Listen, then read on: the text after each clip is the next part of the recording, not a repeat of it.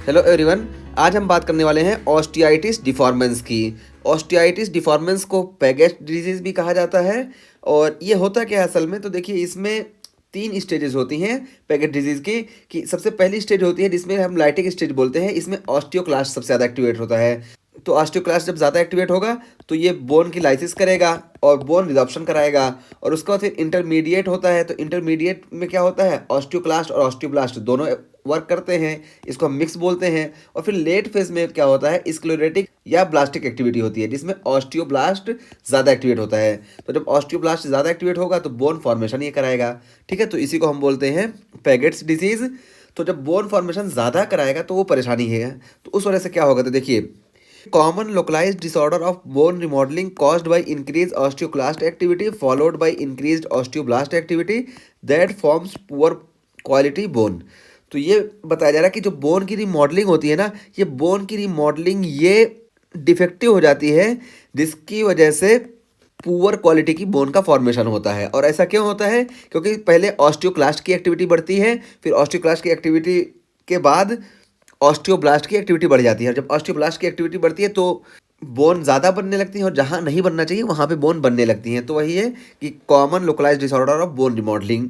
ठीक है, तो इसमें देखिए अब सीरम की क्या बात होगी, तो देखिए serum calcium, phosphorus and parathyroid hormone, ये तीन चीज़ें इसमें नॉर्मल रहेंगी। ठीक है, और सीरम अल्कलाइन फॉस्फेट या एएलपी ये बढ़ा रहेगा।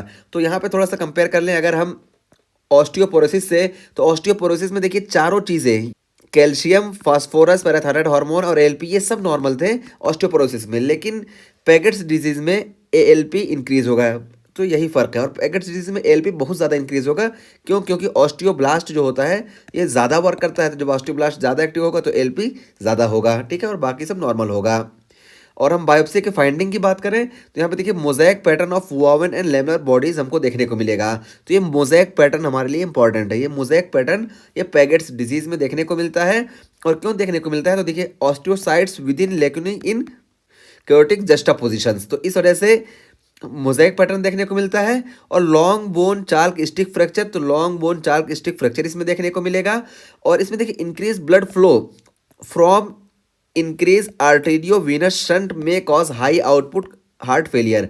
तो इसमें देखिए वेस्कुलराइजेशन ज़्यादा हो जाएगा, वेस्कुलराइजेशन ज़्यादा हो जाएगा, इसकी वजह से आर्टेरियो वीनस शंट होगा। और जब आर्टेरियो वीनस शंट होगा तो हाई आउटपुट कार्डियक होगा। तो सबसे पहले तो कार्डियक आउटपुट हाई हो जाएगा, लेकिन इतना ज़्यादा हाई हो जाएगा कि ये आर्टेरियो वीनस शंट की वजह से ये हाई आउटपुट भी सफिशिएंट नहीं रहेगा। इस वजह से हाई आउटपुट हार्ट फेलियर देखने को मिलेगा। और ये most common cause of death है पैगेट्स डिजीज़ का। ठीक है, तो हाई आउटपुट कार्डियक फेलियर हमको पैगेट्स डिजीज में देखने को मिलता है। और इंक्रीज रिस्क ऑफ ऑस्टियोसार्कोमा, तो ऑस्टियोसार्कोमा का रिस्क इंक्रीज हो जाता है। और उसके बाद फिर बात करें, देखिए यहाँ पे head size can be increase due to skull thickening. तो स्कल जो है ना ये धीरे धीरे थिक होती रहेगी। तो जैसे किसी ने हेड खरीदी तो ये हेड धीरे धीरे छोटी पड़ जाएगी क्योंकि स्कल की साइज इंक्रीज हो रही है। तो वही कि head size can be increased. तो हेड अभी मान लो अगर किसी भी नंबर की हम रैंडम 26 नंबर की ले रहे हैं तो ये कुछ दिन बाद ये 26 नंबर की हेड इसको छोटी पड़ेगी। और जब ये छोटी पड़ेगी तो इसको 28 पे जाना पड़ेगा, फिर कुछ दिन बाद 28 की भी छोटी पड़ेगी। तो वही बताया गया है कि head size can be increase due to skull thickening. और ये देखिए ये स्कल थिकनिंग यहाँ पे हो रही है, यहाँ पे दिखाया गया। और उसके बाद क्या है, hearing loss is common due to skull deformity. तो स्कल डिफॉर्मिटी की वजह से हियरिंग लॉस कॉमन होगा। स्कल डिफॉर्मिटी क्या है कि देखिए ये जो क्रेनियल फोरामेंस है ना, ये बोन के फॉर्मेशन की वजह से ये पतले हो जाएंगे, स्टेनोसिस हो जाएगी क्रेनियल फोरामेन की। इसी वजह से जो क्रेनियल नर्व इसमें जा रही हैं ये कंप्रेस हो जाएंगे। और मोस्टली जो अफेक्टेड होती हैं वो second cranial nerve, fifth cranial nerve, seventh cranial nerve और एर्थ क्रेनियल नर्व। तो देखिए ये मोस्टली अफेक्टेड होती हैं। तो देखिए एर्थ क्रेनियल नर्व भी अफेक्ट हो रही है। जब एर्थ क्रेनियल नर्व अफेक्ट होगी तो उसकी वजह से हियरिंग लॉस भी हमको देखने को मिलेगा। और हियरिंग लॉस सिर्फ ये नहीं, इसमें जाने की वजह से नहीं, इसमें तो ये कंप्रेस हो रही है तब भी हियरिंग लॉस देखने को मिलेगा।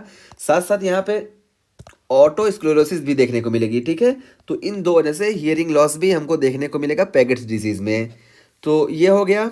और उसके बाद देखिए यहाँ पे हम स्टेज की बात कर चुके थे कि अर्ली स्टेज जो होता है उसमें ऑस्टियोक्लास्ट एक्टिवेट होता है, इंटरमीडिएट में दोनों होते हैं, और लेट स्टेज ऑस्टियोब्लास्ट। तो ऑस्टियोब्लास्ट के एक्टिवेट होने की वजह से सारे कॉम्प्लिकेशंस देखने को मिलते हैं।